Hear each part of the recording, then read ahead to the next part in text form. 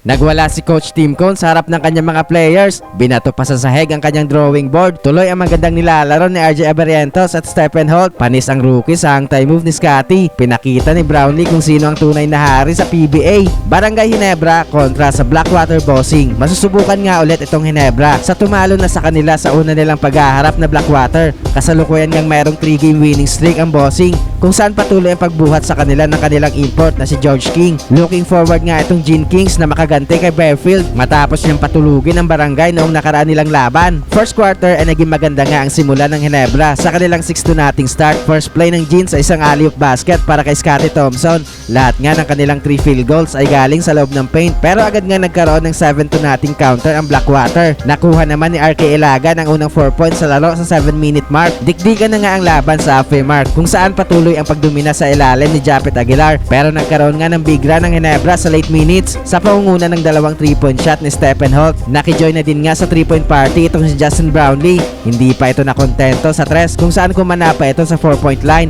Umabot na nga sa double digit ang lamang ng Ginebra. Hindi din nga papahuli itong si RJ Abarientos, kung saan nagkaroon ito ng big 4-point shot sa last second para magbigay ng 14-point lead sa Ginebra, 36-22 end of first quarter. Second quarter ay patuloy ang magandang opensa ng Gene sa early minutes. Instant impact offensively ang kanilang veteran na si Tenorio, pero sa kabila naman nga ay napapasok na din ng Blackwater ang kanilang mga tira. Step up nga sa kanilang opensa ang kanilang rookie na si Christian David na nagkaroon pa ng 200 dunk sa ilalim. Another slam dunk para sa Bossing. Ngayon naman nga ay galing sa isang alley-oop play kay George King mula kay Bearfield. Nag-angas pa sa crowd ng Ginebra, pero hindi nga basta-basta makalapit ang Blackwater, kung saan patuloy ang pagkana sa labas ni RJ Abarientos at Stephen Holt sa late minutes. Buhat mode naman sa kabila sa opensa ng Bossing si George King at David, kung saan late sa quarter ay nagkaroon ng run ng Blackwater para ibaba sa single digit ang lamang ng Ginebra. Galit na galit nga dyan si Coach Tim Cone during timeout, kung saan hinampas niya pa sa sahig ang kanyang drawing board. 9 points na lang nga ang inahabol ng Bossing, 67-58 end of first half. Third quarter ay patuloy ang paghahabol ng Blackwater, kung saan paunti-unti ang pagbawas nila sa kalamangan ng Ginebra. Baba na sa 3 ang kanilang hinahabol sa naging win 3-point shot ni Bearfield. Nagsiswing na nga ang momentum sa Bossing, pero binasag naman niya ni Brownlee sa kanyang and one opportunity. Hang time move para kay Scotty. Sinawsaw pa ang bola sa ere sa harap ng depensa ni David. Nagbigay nga yan ng spark sa opensa ng Gene King, kung saan biglang init offensively si Scotty na kumana ng dalawang tres late sa quarter. Nakapagpabaon pa ng 3-point shot si Ahan Misi sa late seconds. Balik na sa 9 points ang lamang ng Jeans, 91-82 end of third frame. Fourth quarter ay maganda ang simula ng Ginebra sa opensa. Patuloy nga ang pagkana offensively ni RJ Abarientos. Nahype pa ang crowd ng Jeans sa naging block shot ni Brownlee kay George King sa 4-point line. Halfway mark ay patuloy ang paglobo ng kalamangan ng Ginebra, kung saan take over na sa kanilang opensa si Justin Brownlee. Na-maintain nga ng Ginebra ang kanilang double digit lead sa late minutes, kung saan hindi na nga nagkaroon pa ng big time run ng Blackwater